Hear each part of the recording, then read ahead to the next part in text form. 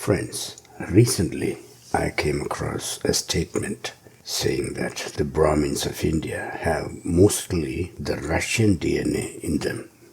And this is the result of testing nearly 2,700 people. I believe it could be true, but what happens next is the storytelling part.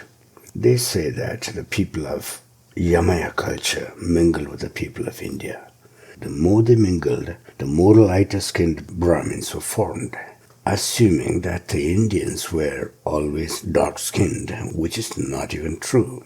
Then they talk about many different groups of people like hunter-gatherers and Iranian farmers and so on. And they mix and match them to create a story. Now, people groups don't sprout up like mushrooms on the face of the earth, friends. They all have an origin, a progenitor who has a definite place in human history. This is why I like to analyze things based on the biblical genealogy, which runs from the first man Adam all the way to Jesus Christ. And also the Bible says that all of us are the descendants of the three sons of Noah, namely Shem, Ham, and Japheth. If one has a sound biblical knowledge, they can tangibly see the big picture of how people migrate, form countries, how they interact with each other, who are the friends and who are the foes and all that. And all this in a clear timeline. History and archaeology will support these findings. Now, let me come back to the subject of Indian Brahmins having Russian DNA. To understand it better, we have to go back to the Indian Vedas.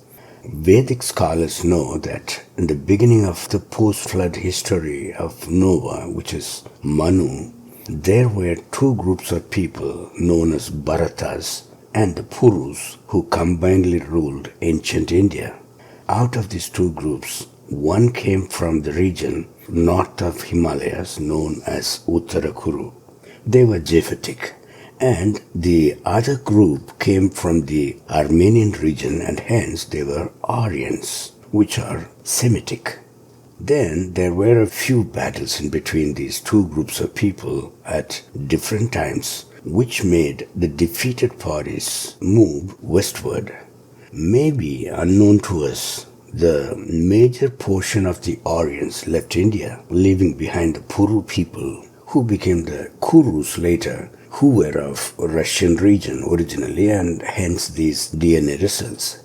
And it may be worth pointing out that the Mahabharata war took place at Kurukshetra, meaning the place of the Kurus. That means by the time of Mahabharata war, the Aryan dominance is gone and the Kurus have taken over the power, which unfortunately no one seems to talk about these days. And I also see strong reasons to believe that Iranians are those Aryans who left. I will make a separate video on it sometime. Now, all these things took place around 3200 BC. Indians were not dark-skinned then. They were the people of Noah's sons, namely Japheth and Shem. And later, around 3000 BC and a little later, when the children of Kush from Africa started dominating the Indians, the mixing of races took place. The Brahmins didn't like it, but they could not fight off the large-framed Africans either. Now, let's look at the wedding of Sita itself. There were many Indian princesses hoping to win the competition of stringing that bow and take Sita's hand in marriage. But they could not even lift that bow and string it and all that. Then Rama, the son of the biblical Kush, who is of African lineage, strung the bow like it's nothing and even snapped it and won the competition, and he married Sita. These invaders, being the descendants of Kush, call themselves Kshatriyas with the prefix Kish, which is Kush, added to their identity. The Kshatriyas were warriors and they were the kings. The Brahmins became their counselors as well as the temple priests, where they promoted the king's agenda. probably unwillingly, things like ancestral worship, etc., which is not a part of the Vedic doctrine. In the midst of it all, some wise Brahmin also color-coded the African characters in purple for us to know the truth. It is true, friends, all the purple-colored Hindu gods are of African lineage.